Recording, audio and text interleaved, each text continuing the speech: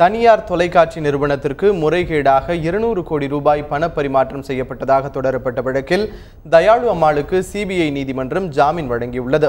2G அலைக்கற்றை உரிமம் பெற்றதற்கு ஆதாயம் தேடித்தரும் வகையில் பல்வேறு தனியார் நிறுவனங்களிடமிருந்து தமிழகத்தைச் சேர்ந்த தனியார் தொலைக்காட்சி நிறுவனத்திற்கு முறைகேடாக 200 கோடி ரூபாய் பணப்பரிமாற்றம் செய்யப்பட்டதாக புகார் கூறப்பட்டது.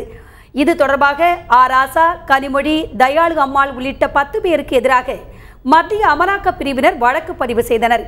கடந்த ஏப்ரல் 25ஆம் தேதி டெல்லி சிபிஐ நீதிமன்றத்தில் குற்றப்பத்திரிகை தாக்கல் செய்யப்பட்டது.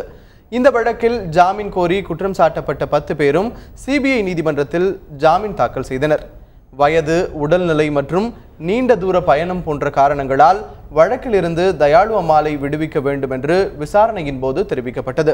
வழக்கிலிருந்து விடுவிக்க மறுத்த நீதிபதி OB சைனி தயாளு அம்மாளுக்கு ஜாமீன் வழங்கி உத்தரவிட்டுள்ளார். ராசா, கனிமொழி உள்ளிட்ட 9 பேருக்கும் ஜாமீன் வழங்குவது தொடர்பான உத்தரவு பிற்பகல் வெளியிடப்படும் என்றும் நீதிபதி சைனி தெரிவித்துள்ளார்.